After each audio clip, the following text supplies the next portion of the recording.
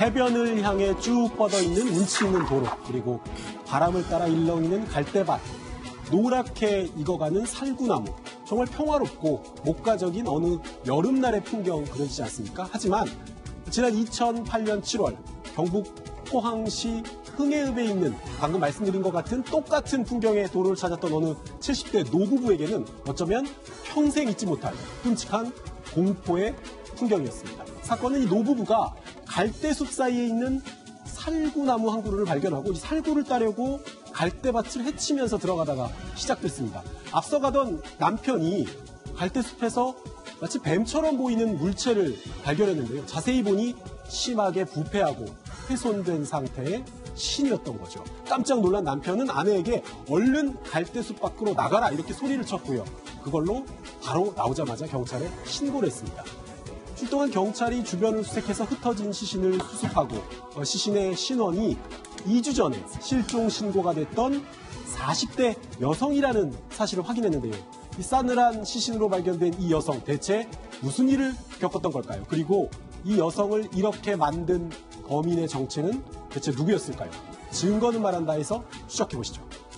시신이 여기저기 절단돼서 잔혹하게 훼손된 상태로 발견이 됐습니다. 시신이 발견된 곳이 굉장히 한적한 마을이었다고 하는데 발칵 뒤집혔겠어요. 아, 그렇죠. 2008년 7월 8일입니다. 아주 더운 여름이죠. 이때 70대 부부가 그 갈대밭 옆을 지나가고 있었어요. 근데 보니까 살구나무가 아주 먹음직스럽게 이렇게 달려 있는 거예요, 살구가. 네. 그래서 이제 남편이 살구를 좀 따러 아무래도 이제 아내한테 주고 싶은 마음이 있었겠죠. 먼저 들어갔습니다. 그랬다가 그 절단되어 있는, 훼손되어 있는 신체 일부를 발견하게 되죠. 그래가지고 황급히 뛰어나오면서 아내한테 소리를 질렀다는 거죠. 빨리 나가 그러면서 네. 결국 경찰에 신고를 하게 됩니다. 근데 거기는 이제 그 갈대숲풀이 말이죠. 키가 굉장히 크다고 그래요. 사람 키를 넘을 정도로 아주 크고 그쪽에 이제 노인들이 많이 살고 있어서 지나다니는 사람도 별로 없었고 한적한 곳이라는 거죠. 그래서 어쩌면 그곳이 그렇게 시신을 유기하기에 좋은 곳이라고 범인이 생각했을 만한 그런 곳이었습니다. 네. 자, 이제 본격적으로 그럼 마을을 뒤흔들었던 사건의 증거들을 살펴보죠. 첫 번째, 시신이 발견된 곳은요, 작은 진입로로 연결이 되는 갈대밭이었습니다. 자, 범인이 이 지역의 지리를 적어도 잘 알고 있었을 가능성이 높은 거 아니겠어요? 보통 이제 해안에 인접한 갈대밭 같은 경우는 사실은 길이 없죠. 그러니까 그것은 뭐냐면 그 근처 그 갈대밭을 잘 안다는 겁니다. 쉽게 들어가지도 못하고 나오지도 못하는 곳인데 거기에 어떤 묻지도 않고 갖다 놨다고 하면 어느 정도까지 지리감이 있다고 보여주는 게 맞는 거고요. 그러면 네. 누군가 거기 와본 사람이 유기했다는 것이 맞는 거죠. 또 하나는 차량을 가지고 움직였을까 아니면 그렇지 않았을까에 대한 추정도 분명히 존재하는 겁니다. 왜냐하면 거기에 걸어갈 수도 없고 사실은 다른 것을 가지고 운반 도구를 있을 수 있다. 그 부분도 사실은 범인을 추정하는데 도움이 되는 부분입니다. 그럼 이번 같은 경우는 차량을 이용했을 가능성이 높은... 아니죠. 반대일 수 있는 거죠. 차량은 어디까지 들어와야 되는지를 아는 사람이 해야 되는 거죠. 알겠습니다. 자, 그리고 시신이 심각하게 훼손되어 있다고 앞서 말씀을 드렸는데 훼손 상태를 봤을 때 뭔가 나올 만한 건 없었나요? 일단은 처음에 하반신을 찾았잖아요. 그런데 이제 그 경우에도 좀 부패가 한여름이니까 진행되고 있었고 특히 이제 이 가장 이 산 이런 데서 발견된 사체 같은 경우는 동물의 훼손이 좀 심합니다. 그러다 보니까 좀 어려웠었고, 근데 나중에 이제 양팔을 찾았지만 역시 많이 훼손이 돼 있었어요. 예. 그렇다면 신체 전체를 찾아야지 이 사람을 파악할 수 있지 않겠어요? 그래서 경찰이 한 200명 정도, 그 다음에 수색견까지 동원을 해가지고 찾았지만 일단은 실패는 했습니다. 더 이상 찾는 거는. 그런데 한 2주가 지난 7월 22일이 된 다음에 그 인근, 거기서 그렇게 멀지 않은 곳에서 길 작업을 하던 작업반장이 나머지 시신 일부입니다. 이 부패된 머리, 몸통을 일부 발견을 해가지고 예. 전부 이제 그 발견한 거를 조합해 보니까 피해자는 여성이었습니다. 아하, 예. 모든 시신을 찾았군요. 결국 2주 동안 경찰 인력 200여 명이 투입된 아주 대대적인 수색이었습니다. 시신을 찾는 과정에서 혹시 범인이 남긴 어떤 것은 없었나요?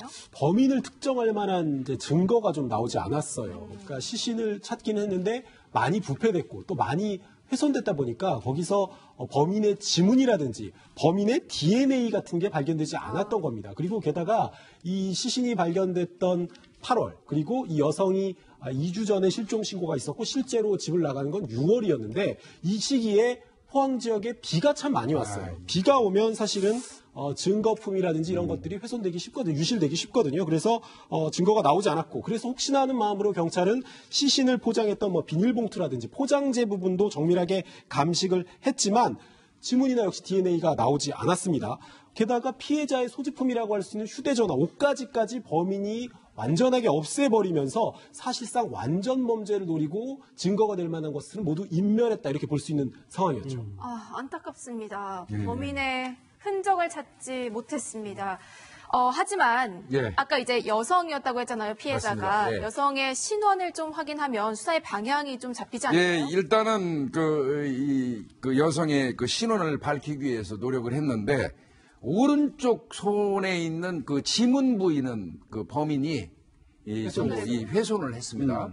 그 이유는 지문을 뜨지 못하게 하려는 목적이었던 것 같습니다. 그런데 범인이 왼쪽 손은 좀 놔줬던 것 같습니다. 왼쪽 손 부위는 훼손이 없었기 때문에 어렵게 경찰이 왼손에서 지문을 채취해가지고 여성을 특정할 수 있었습니다. 여성을 특정해서 보니까 제주도가 고향인 그 6남매 맏딸이었던 이 여성인데 연하의 남편과 결혼해서 살고 있었다는 거고요. 그 남편을 상대로 조사를 해보니까 남편은 한 12일 동안 기다리다가 결국은 이 아내가 실종됐다고 신고를 한 걸로 보이고 본인이 최종적으로 아내를 본 거는 같이 술을 마시다가 잠들었는데 일어나 보니까 아내가 외출했다. 이게 이제 이 남편의 마지막 증언이었습니다. 피해자는 포항에 거주하는 40대 여성. 다소 왜소한 체격의 단발머리를 하고 있었습니다. 당시 실종 신고까지 되어 있는 상태였는데 어쩌다가 이렇게 끔찍한 살해된 상태로 발견이 됐는지 모르겠습니다. 당시에 부검이 진행이 됐겠죠? 예, 부검이 진행이 됐습니다. 부검을 진행해봤는데 이제 피부라든지 이런 것들은 이제 부패가 돼서 제대로 나오지 않았습니다만은 그래도 뼈는 그대로 남아있지 않습니까? 그래서 이제 뼈가 중요한데요. 설골이라고 있습니다. 설골은 턱 아래쪽에 목을 감싸고 있는 뼈인데요. 이것이 이제 부러져 있었습니다. 이 얘기는 뭡니까? 네. 목을 졸라서 살해했다는 얘기가 되는 것이죠. 그래서 이제 사인이 나오게 된 것이고, 그래서 그렇게 살해를 한 다음에 시신을 훼손해서 유기했다. 이것까지는 이제 밝혀지게 됐습니다. 피해자의 신원 그리고 목 졸려서 살해당한 것까지는 확인이 됐습니다. 그리고 여기서 두 번째로 중요하게 볼 수 있는 증거가 있는데요. 바로 40대 여성의 시신 상태였습니다. 상당히 잔혹하게 훼손되어 있었는데 이 부분에서 프로파일러님, 이 범인과의 거리, 그러니까 관계를 유추해 볼 수 있다면서요? 가장 핵심적인 개인화된 공격이 존재하느냐입니다. 왜냐하면 얼굴을 공격했느냐, 아니면은 뭐 몸통을 공격했느냐, 머리냐, 아니면 뭐 타박상이 있냐, 골절상이 있느냐, 어떤 도구를 사용했느냐, 여기에 따라서 대체적인 범인의 군이 달라집니다. 그리고 그것이 어떤 뭐 감정적인 그 관계를 가지고 있는 사람이냐 아니냐도 대체적으로 구분을 하거든요. 네. 근데 이 부분에서는 아까 변호사 말씀하신 것처럼 설골만은 했다고 하면은 다른 방식의 어떤 감정적인 선이 없는 이런 정도에 있는 범인 유형이 있지 않을까까지만 했습니다. 예. 뭐 면식범일 가능성이 있을까요? 이 그러니까 정도. 아무래도 면식범 쪽이 가깝지 않을까라고 하는 거죠. 왜냐하면 면식이 아닌 사람이 굳이 그런 방식으로 공격하기는 어려운 부분이 있으니까요. 알겠습니다. 피해자인 40대 여성을 잘 아는 면식범의 수용의 가능성이 높다. 자, 그렇다면 이제 이 여성의 시신이 발견되기 전으로 좀 거슬러 올라가야 될 것 같은데요.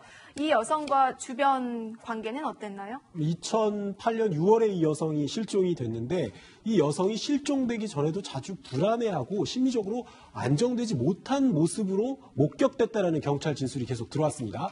실종 4개월 전인 2008년 2월에도 이 여성이 한 교회에서 목격이 됐는데 2월이면 아직 겨울이잖아요. 그런데 외투도 안 입고 얇은 옷에 옷차림에다가 맨발로 한 교회에 찾아온 거예요. 그래서 교회 목사가 당시 이 여성의 모습을 회상하기를 마치 금방 막 뛰어온 것 같았고 누군가 막 쫓기기라도 하듯이 다급하고 불안해 보였다라고 얘기를 했고요. 주변 사람들의 탐문 조사에서도 이 여성이 술에 취해 있는 경우가 많았고 마치 포기한 사람처럼 보였다. 자포자기한 것 같았다. 혹은 우울증이 있어 보였다. 이렇게 당시 모습을 진술하기는 했는데 무슨 일이 있다는 것은 주변 사람들도 짐작을 하고 있었지만 자세한 내막은 알고 있는 사람이 없었습니다. 저 지금 주민들의 증언만 듣고 보면은 이 40대 여성이 술에 의지하면서 상당히 힘든 시간을 보낸 것으로 보여요. 변호사님, 네. 연락이 언제 마지막으로 끊긴 건가요? 6월 11일이었습니다. 그날이 이제 실종 당일인데요. 그날 낮에도 이제 술을 먹고 술에 취해 있었다라고 이제 남편은 진술하고 있습니다. 그런데 이제 그날 6월 11일 저녁에 말이죠. 자신의 아파트 앞에서 택시를 타고 노래방을 갔다는 겁니다. 그래서 이제 노래방을 갔는데 그 택시 운전사의 말에 따르면 말이죠. 그 노래방에 들어가면서 택시비를 주질 않은 거예요. 그래서 따라 들어갔다는 거죠. 그래가지고 주인한테 달라고 그러니까 주인도 이제 거절을 하고 그래서 찾아봤다는 겁니다. 네. 이 여성을 말이죠. 근데 없더라 이런 얘기를 하고 있습니다. 그런데 어쨌든 거기서 노래방에 간 건 분명한 거죠. 그런 다음에 이제 6월 12일 날 새벽에 2시 반경입니다. 그때 지인한테 전화를 걸었습니다. 이것이 마지막 행적입니다. 그러니까 2시 반에 지인한테 전화를 걸은 것이 말이죠. 다만 남편은 뭐라고 말하냐면 6월 10일 4시 그러니까 새벽에 집에 들어와서 짐을 싸는 것을 봤다. 이 정도. 그러니까 자기는 잠들어 있어가지고 그것까지만 보고 그 이상은 모른다. 이렇게 얘기하고 있습니다. 그럼 친구는 이제 새벽 2시 30분까지 통화를 했으니까 그때까지는 적어도 살아 있었을 그렇죠. 가능성이 예, 굉장히 예. 높습니다. 그리고 통화가 이루어진 장소가 자택 근처라고 그렇습니다. 하죠.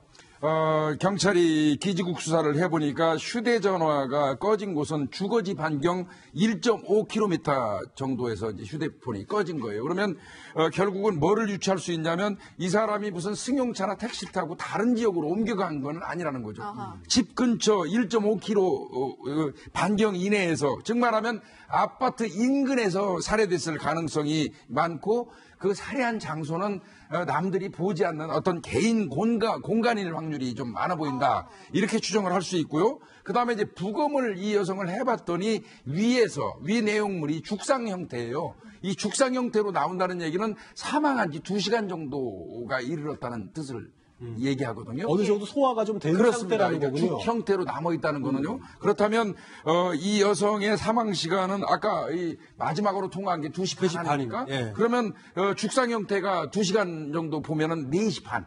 새벽 4시 반까지 사이 요 정도로 살아있었던 걸 볼 수 있던 거죠. 사망 추정 시간까지 드러났습니다. 하지만 그 시간에 벌어진 어떤 특이할 만한 점이 없었기 때문에 결국 용의자를 특정하지는 못했습니다. 당시 그러면은 아무도 수사선상에 오르지 않았던 건가요? 사실은 형사들은 이제 아무래도 제일 가까운, 왜냐하면 개인에 대한 공격이 존재를 했고, 사실 그 남편에 대한 행적을 추적해보는 과정에서 상당히 조금 이 수상적인 행동을 얘기를 했다는 남편. 겁니다. 예. 뭐냐면 친구들한테는 아내에 대한 행적을 제주도 쪽으로 얘기를 했고, 장모한테는 또 반대, 그러니까 육지 쪽에 얘기를 했다는 겁니다. 그러니까 사실은, 특별한 어떤 사람이 사실은 동시에 다른 데 있을 수가 없지 않습니까? 근데 왜 그런 건 얘기를 했는가?